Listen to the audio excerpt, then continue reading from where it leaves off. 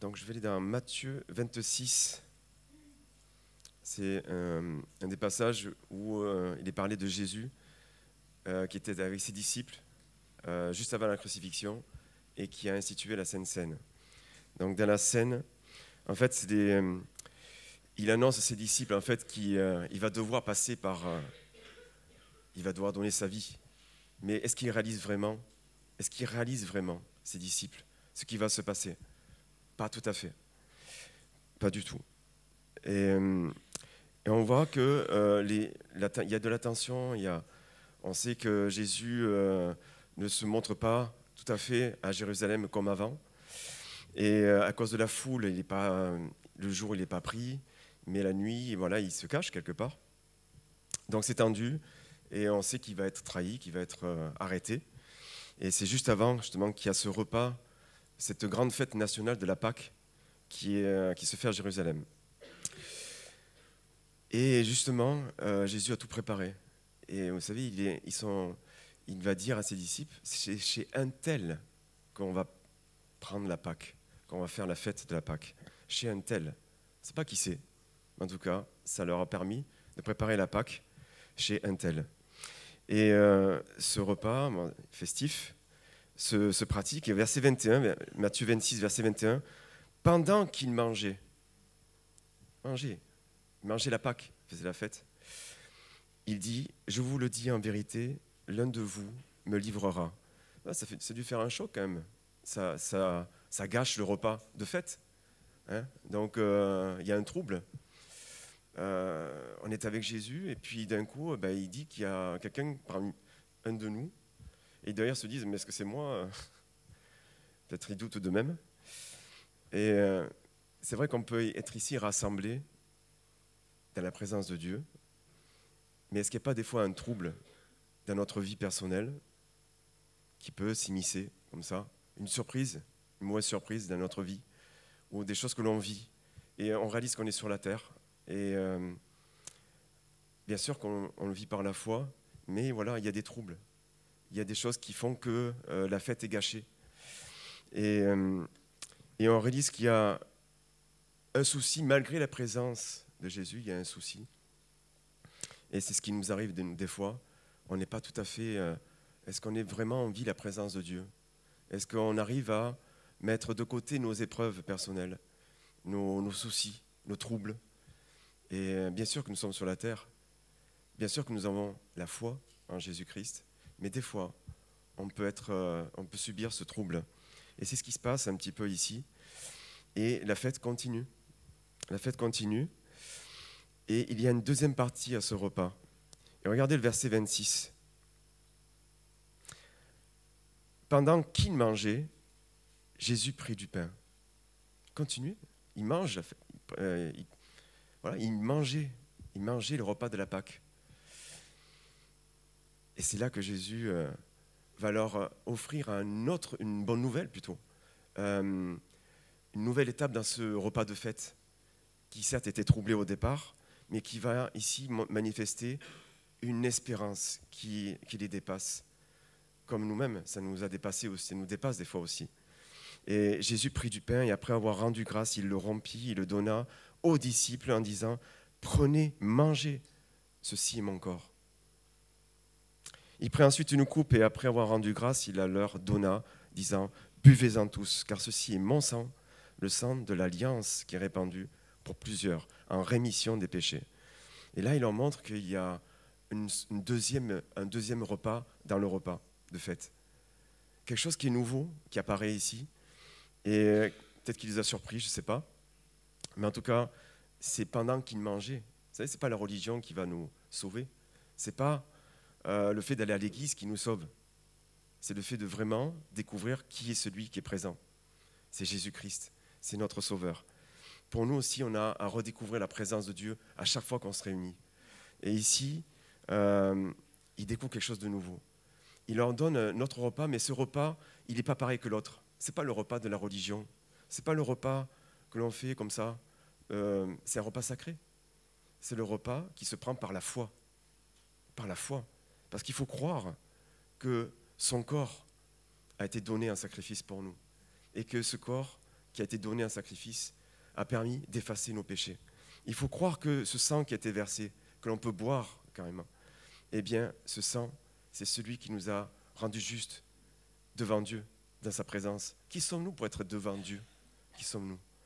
Et c'est un repas d'espérance, un repas qui montre une alliance nouvelle dans laquelle nous sommes.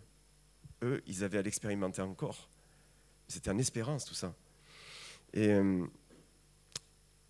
c'est vrai que cette anticipation de ce qu'on vit nous, ça a commencé par prends ce que je te donne. C'est Jésus qui nous dit prends, mange ce que je te donne, bois. Et ça ne nous rappelle pas quelque chose qui a été dit dans Ésaïe 55, alors qu'à l'époque, le peuple juif, dans un autre contexte, était bien loin de Dieu. Et des fois, nous sommes peut-être plus éloignés que ce qu'on pense dans notre vie personnelle. Mais il y a toujours ce Dieu-là qui nous cherche et qui nous dit avec intensité, vous tous qui avez soif, venez aux eaux. Même celui qui n'a pas d'argent, venez acheter, manger. Venez acheter, manger. Viens, prends ce que Jésus a fait pour toi à la croix. C'est ça qui a fait de toi une nouvelle création. C'est ça qui a fait de toi quelqu'un qui est sauvé, qui n'est plus dans une condamnation. Cette condamnation qu'on méritait. Qu'est-ce qu'on a mérité dans tout ça? Rien. C'est vraiment fondé sur l'œuvre accomplie à la croix. Ce qu'a fait Jésus sur la croix est merveilleux, tout simplement, parce il nous donne justement une capacité de manger sa présence, de manger sa parole. Et il le dit d'ailleurs, prêtez l'oreille, venez à moi, écoutez, votre âme vivra, je traiterai avec vous une alliance éternelle. Elle ne finira jamais. Et nous, on la vit déjà, on la vit vraiment. Et nous avons la vie éternelle. Elle commence là, elle finira jamais. Et elle a toujours été. C'est avant la fondation du monde, Jésus a été sacrifié, crucifié à la croix, immolé. Et c'est pour rendre durable mes faveurs envers David. Et vous savez, même s'il y a toujours nous sommes sur la terre, bien sûr, toujours sur la terre. Mais prenons par la foi ce cri de Jésus qui dit « Prenez, prends, ne refuse pas ce que je te donne, là, maintenant. Vis par la foi ce que je te permets de vivre. » Et bien sûr, même si, quand on dit « manger », ça nous fait nous souvenir dans le passé qu'il y a eu, alors que dans les premiers temps, notre ancêtre a préféré manger ce qui n'était pas mangeable, ce qui était interdit.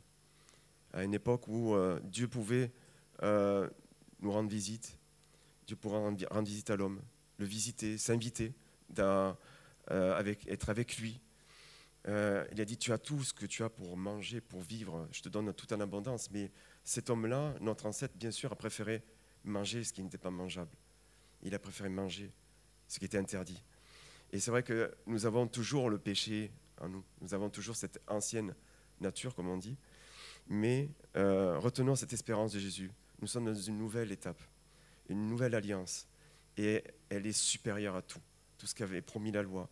La Pâque que vivaient ces Juifs n'était rien à côté de cette Pâque qui est Jésus, notre vraie Pâque.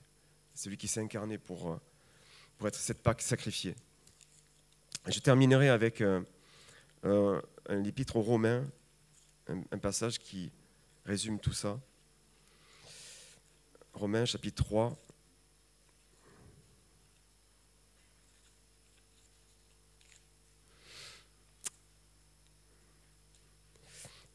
Et versets 23 et 24, mais je ne lirai pas tout le passage, il est dit, verset 23, il est dit, Romains 3, 23, car tous ont péché. On sait que nous avons tous péché.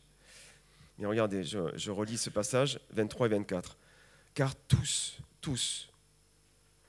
sont gratuitement justifiés par sa grâce. C'est gratuit. Il a tout payé. On n'a rien à faire. Et c'est justifié. Nous sommes rendus justes par sa grâce, par le moyen de la rédemption. Il nous a rachetés de tous nos péchés, qui est en Jésus-Christ. Tous, nous étions pécheurs, mais tous ici, tous ceux qui croient par la foi, sont gratuitement justifiés par sa grâce. Ça, c'est quelque chose qu'il faut relire, ça. Se rappeler dans nos cœurs.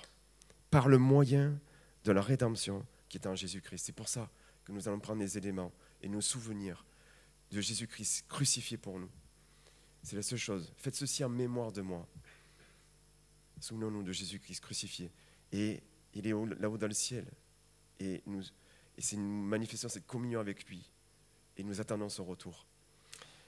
Tous sommes gratuitement justifiés. Et c'est pour ça que nous pouvons être dans sa présence. Et que nous attendons son retour. Seigneur Jésus, on te bénit pour cette œuvre merveilleuse que tu accomplis. Et on veut manger ta présence, on veut la goûter et boire de ce sang, Seigneur, qui nous a rendus justes. Merci, Seigneur Jésus, pour tout. On ne méritait rien. Et toi, tu as vécu l'enfer à notre place. Et on veut te louer, t'adorer. Tu es notre Dieu, tu es notre Sauveur. Amen.